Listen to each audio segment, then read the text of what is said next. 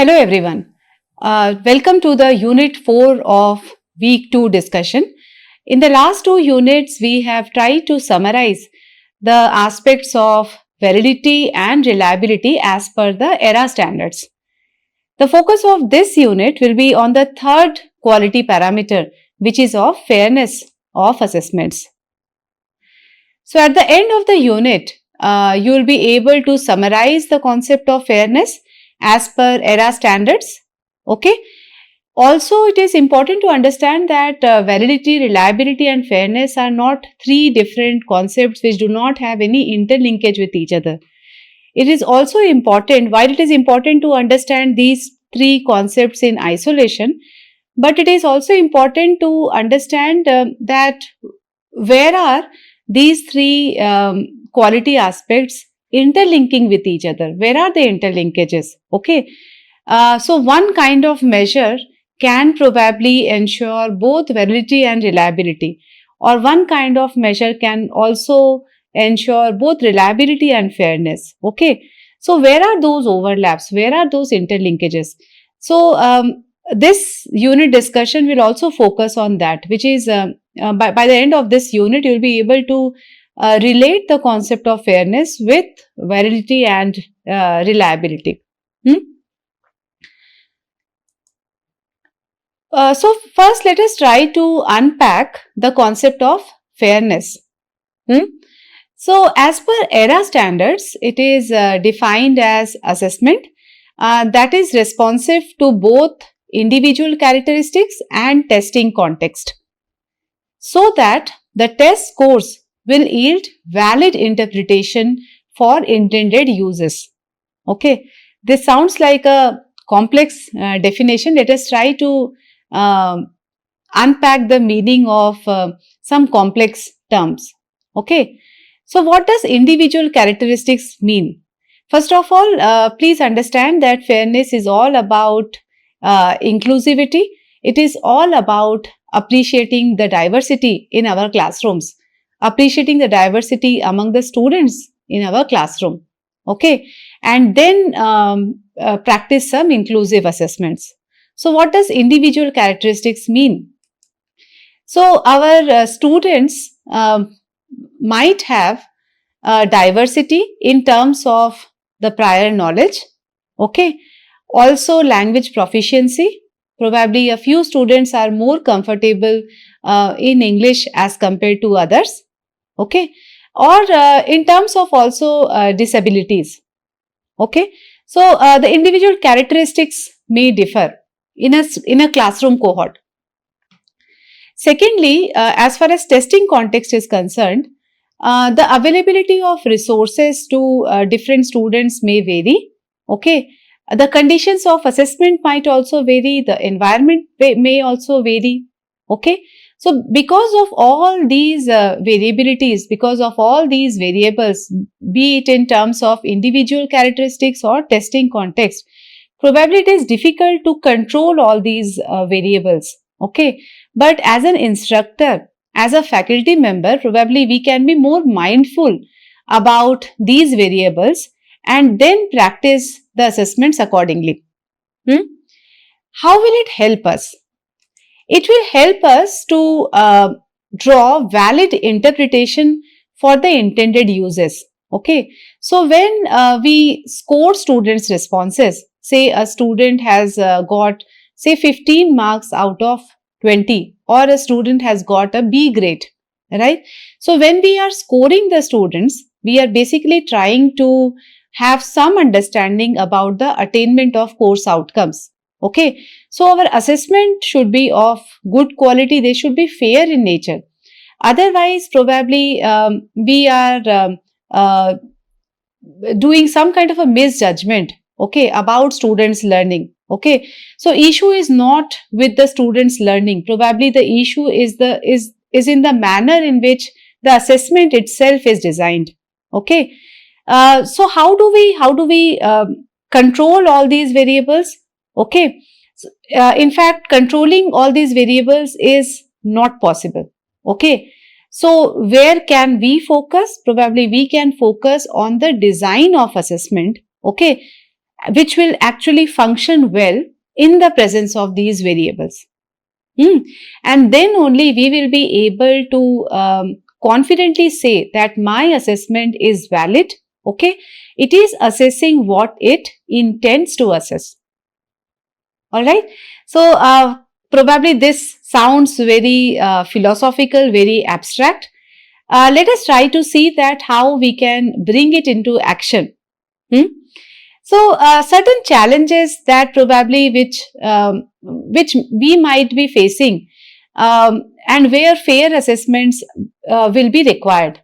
So there are certain these are certain examples. There can be more also, but just to explain you the meaning of fairness, okay, and how do we actually understand these variables, and with the understanding of with these variables, how do we design assessments which are inclusive, which are fair. Okay, so we will take a few examples.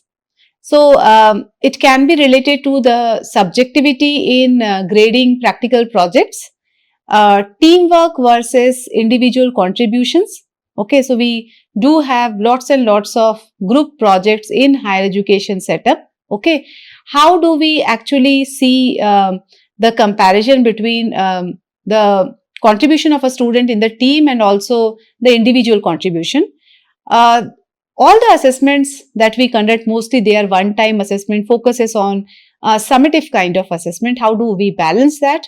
How do we address diverse student backgrounds? Okay, the unequal access to resources, also cultural and language bias in assessment items. Okay, so these are a few examples that we are going to discuss in our subsequent slides. Probably then the idea of fairness will be more clear. Coming to the first example, that many a times we have observed that the way we are grading, okay, some kind of subjectivity comes in. Okay, how do we address this kind of subjectivity? How can we be able to do more objective kind of grading? So I am taking the example of practical projects. So what does practical comprise of? Okay, probably instructors can judge these practical based on criteria such as creativity, quality, or methodology. So any kind of project can be judged based on these criteria. Okay. Now, different instructors may interpret quality differently, leading to inconsistent grading. Okay. Now, whenever there is some kind of inconsistency, we can say that probably our grading is not very fair for the students, right? Probably one set of students are getting more grades, and similar with the similar kind of output or with a similar kind of project, another set of students are getting lesser grades, right? Which means our assessment practices are not very fair. Okay, for example, say two students, they build functional prototypes. Okay, but one student uses a more innovative approach. Okay, and evaluators may score differently based on personal preference rather than the course outcomes. So in fact, all the criteria of assessment, all the parameters of assessment should be guided by the course outcomes. Okay, so say one of the important aspect of the course outcome is that if you are able to come up with a prototype, okay, which is innovative in nature, probably there should be some weightage given in the rubrics on innovativeness of the project, isn't it? However, it is important to define them well. It is important to include them in the scoring rubrics. Then only the grading will be fair, okay, and no student will be in a disadvantageous position. Okay. Now, I hope you might recall that such kind of a discussion around scoring rubric, we have also done it earlier in the discussion of validity and reliability, which means one thing which is very clear, that if we are able to design scoring rubrics okay, and the grading criteria, it not only helps us in ensuring fairness, but it also helps us in ensuring validity and reliability. Hmm. So, the response process validity will be ensured if we have comprehensive scoring rubrics, right? Because we are able to focus on assessing what the practical project intends to assess, right? So, if a project intends to assess the creativity, the innovativeness, the feasibility, right? All these aspects are being captured, okay? And therefore, student is able to think in that manner, right? So, when we say response process validity, there is a fit between the course outcome, okay, and the kind of thinking process the student is taking to reach to the response, right? So, there is a fit between student's response and the desired course outcome, okay, and probably this kind of an alignment is better ensured if we have a well designed scoring rubrics, okay. Also, if we have a scoring rubric, then it also helps us in reducing the inter-rater and intra-rater reliability, right? The scoring is more consistent in nature, okay. So, which means our assessments are going to be more reliable.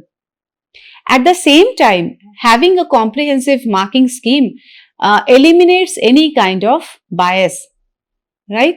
Again, the subjectivity is minimized, right? So, with this example, it is very clear that one practice of designing comprehensive scoring rubrics and marking scheme not only ensures fairness, but at the same time, it also ensures validity and it also ensures reliability. Moving to the second example of teamwork versus individual contributions. So, we have always seen that in higher education setup, we give group projects to students.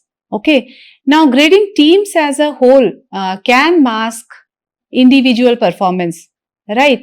We have always seen that probably certain set of students are contributing more as compared to other set of students in a group project. Okay. How do we address this issue?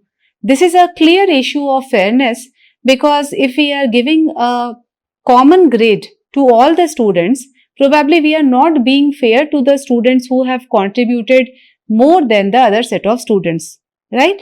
So, high performing students may be penalized for weaker team members, while low performing students may benefit unfairly.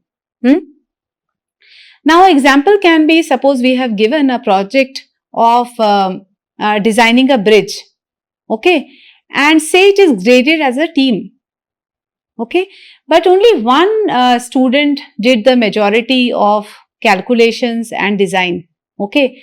Now, this one student, say it's a group of 5, okay, this student who has done the major contribution, major amount of calculation and design, is scoring similar as compared to other 4 students who have actually not contributed or who had minimal contribution in the same project, right?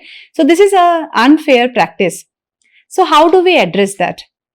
Okay. Now, we all understand that in a group project, the whole objective of giving these projects to the students at a higher education level is to basically, it is an attempt to assess program outcomes like teamwork, like collaboration, okay. So, and at the same time, we also need to award individual contribution. So, all of these should be part of the grading criteria, should be part of the marking scheme. So, anything which we think is important to grade and it is more aligned to the course outcome has to be included as part of the grading scheme or the scoring rubrics. Okay. So, which means fair assessment of teamwork, it requires both group outcomes and individual effort, right? So, both these criteria should be there in the marking scheme so that the faculty member has the clarity, so that since the rubric is also communicated to the students, even students are well aware about this particular criteria, right? So, which means using this, through this practice, we are being more fair, right?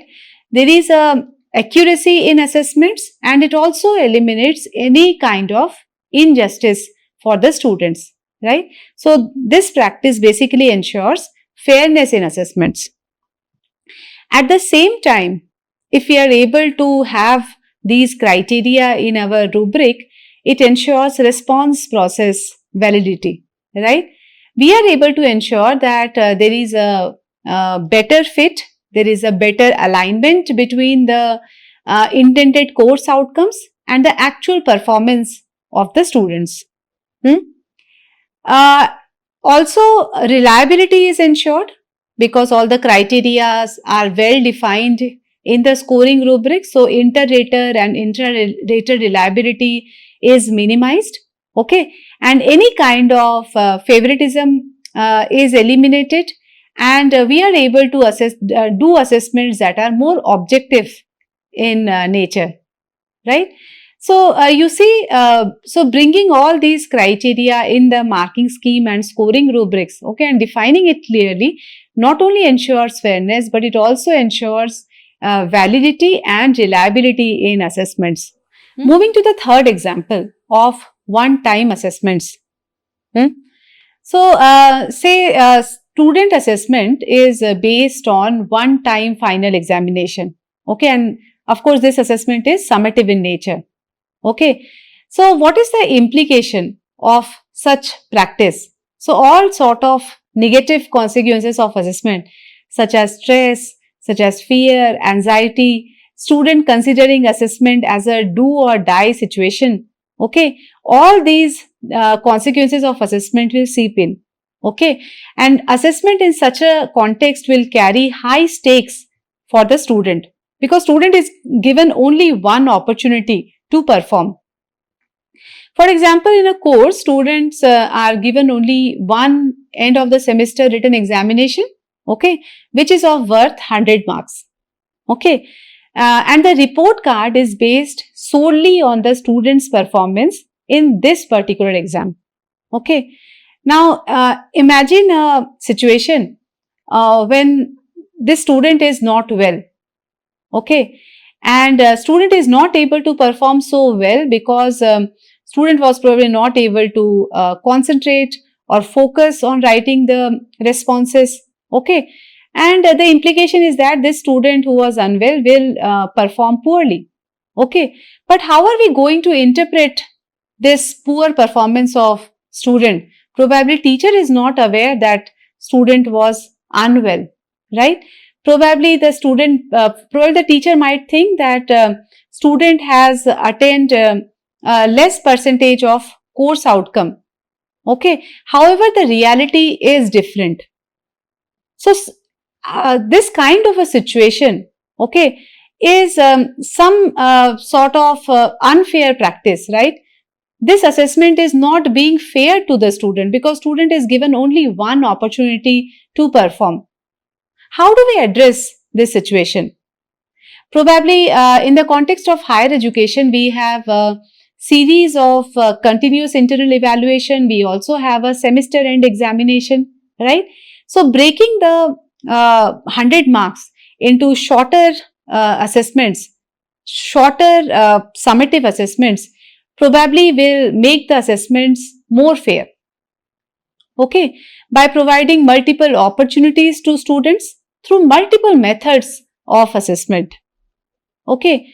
How will it help to ensure fairness? Probably this kind of a practice, first of all, this will ensure accuracy because if the student is unwell and if the student is not able to perform well, that means that our assessments were not accurate, right? So, it ensures accuracy. So, they are more fair. It eliminates all sort of injustice, right? And it provides fair chance and opportunity to every individual student. At the same time, when we are using multiple methods of assessment, probably we are also able to ensure validity in assessments. How? Because this kind of a practice will eliminate construct underrepresentation. Right? We know that one kind of assessment cannot assess all sort of course outcomes, right? Because of the nature of the course outcomes, right? All the course outcomes cannot be assessed through written examination. We cannot assess the ability to collaborate through a written examination. We cannot assess the ability to communicate through a written examination. Probably we'll have to do some presentations for that, right? Uh, Therefore, in such a scenario, when we are conducting multiple methods of assessment, probably we are basically trying to address that the construct of assessment is not being underrepresented. Okay, and all outcomes are assessed in a holistic manner. Secondly, how does this practice ensures reliability? Multiple methods balances out any sort of inconsistency. We all are aware that in this world of artificial intelligence, if suppose we are giving a take-home assignment, it might happen that student has copied the responses from, say, ChatGPT. How do we know that if student has attained the course outcomes? Probably as a teacher, we will conduct an oral assessment, some kind of a viva voce, right? So in this case, the attempt is that we are trying to understand if the student's performance in the written exam and in the oral kind of assessment, how consistent they are. And if they are consistent, probably we can be more confident about students' attainment of course outcomes. The assessment results are more dependable, they are more consistent, right? So which means reliability is ensured when we are saying that usage of multiple methods of assessment ensures fairness, it ensures validity, it also ensures reliability because the assessment results are more dependable in nature. Moving to the fourth example of diverse student backgrounds. Okay, now we all should understand as faculty members, and we should actually appreciate the diversity in our classrooms, right? Now all these students come from a very, very different background. Okay, so how do I know that there are these variables, and how do I make my assessments more fair and more meaningful? Right? So students enter courses with varying prior exposure to concepts, tools and softwares, right? It might happen that assessments may unintentionally favor students with prior experience, disadvantaging those from different educational and cultural backgrounds. Okay, for example, programming based assessment may be easier for students who had prior coding experience, even if the course outcome is basic problem solving, right? Now, the ability to solve problems, okay, can be assessed through ability to write algorithms, to write codes, right? But there can be other ways also to assess the ability to solve problems, right? Now, if we are only basing our judgment based on this kind of a coding exercise, probably again our assessments are not fair, because it might happen that certain set of students are not so comfortable, right? Probably they have just entered their first year of engineering and they do not have such extensive coding experience like other set of students. Okay, probably if the course outcome is based on problem solving, so the focus should be on problem solving and not focus on assessment to code, okay, or ability to write well functioning code, because that's probably another course outcome. In that case, we should have those kind of assessments. But if it is about problem solving, we should try to design assessments that are actually assessing problem solving and not assessing the ability to code. This is going to be an unfair assessment. Another example can be probably a certain set of students are more comfortable in communicating in English because of their background, and another set of students probably who are coming from rural background, they are not so comfortable in communicating in English. Okay. Now, if you see the program outcome that is related to communication skills, okay, that never says that communicating with very polished vocabulary, right? So, what is the implication of our assessment? The implication is that when we are trying to design our rubric, okay, we should only focus on the ability of communication and not on the ability to communicate through a very polished language, right? In this situation, probably we are again being unfair to the students who do not have comfort in communicating in English language using polished vocabulary. Okay, now being mindful, being aware of such diversity will help to design assessments that are fair. Okay, moving to the fifth example of unequal access to resources. Okay, now again this is one sort of diversity. The earlier example that we have used, that was diversity in terms of students' background. There can be another kind of diversity which is in terms of access to resources, right?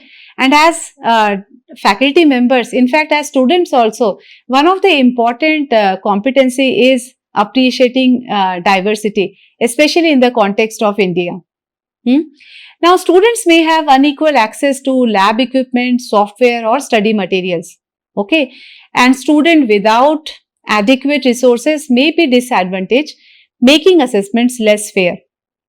Say for example, in a CAD design project, some students may not have personal access to software outside the lab, limiting their practice time compared to peers.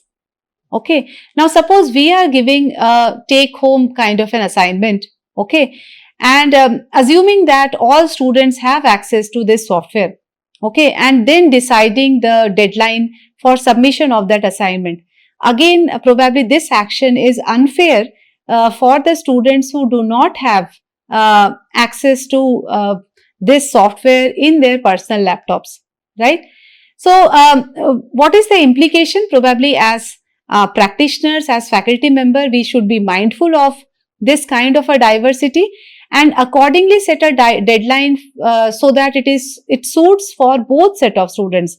The students who have access to the software, okay, personal access to the software, and the students who will depend on the lab facilities to access the software. So to summarize, fair assessments are something which are equitable, they are valid, they are reliable, they are transparent and they are objective. Now, you see, now fair assessments has all these 5 aspects, okay. In last 2 units also you would have observed that we have tried to summarize the concept of validity and reliability, okay, and in this particular unit our attempt was to summarize the idea of fairness, right? So while understanding these 3 concepts in isolation is important, but having a good understanding of the interlinkage is equally important so that we know that one single measure can ensure all 3, right? All 3 quality aspects. Okay. Secondly, fairness builds trust in the educational system, right? Not only for students, but for all the stakeholders, be it parents, administrators, officials, policymakers, all of us are more confident, right? We know that if some kind of grade is being reported for the student, right, we are more confident that this grade is depicting students' actual learning. Probably because student is assessed through multiple methods of assessment, students being assessed through assignments, projects, all of it. And for all of these assessment, there was a scoring rubric which was comprehensive, which had all the criterias defined in alignment to the course outcome. Probably all sort of diversity, be it the student's background, be it access to resources, all of it were also well captured in the assessment. So we are able to trust the grades better, right? The third is it also prepares students for professional ethics. Okay, now we know that one of the important program outcome is related to ethical practices, Okay. Now, if suppose we know that after spending 4 years in the educational institution, when students start contributing back to the society, okay, or starts working, in that setup, it is important that the practices which are practiced as a employee, all those practices should be ethical in nature. Okay. Now, suddenly, student cannot start practices which are more ethical. If exposure is given to the student in the education institution itself, if the competency of appreciating diversity is being given importance in the education institute itself, probably student is also being more aware, or student is also being more comfortable with the diversity, and also being more aware that what kind of practices will be more ethical in this case. Okay. Also, be it related to what kind of support we should take from the engines related to artificial intelligence, right? What is fair, what is unfair, all such discussions should start happening in the education institute itself, right? So that the student is more aware of what is right and what is wrong. Okay. So it prepares students for professional ethics. Lastly, the faculty member should continuously review the assessments. Okay. And this kind of a review will help improve the fairness of assessment. We all understand that there are certain variables which we cannot control. Okay, the variables related to, say, student background, the variables related to access to resources. So, all such variables cannot be controlled. Okay, what can be done to make assessments fair in the presence of these variables, right? So, to be able to do that, probably a faculty member should continuously review the assessment to make assessments more fair and more effective, more meaningful for the students.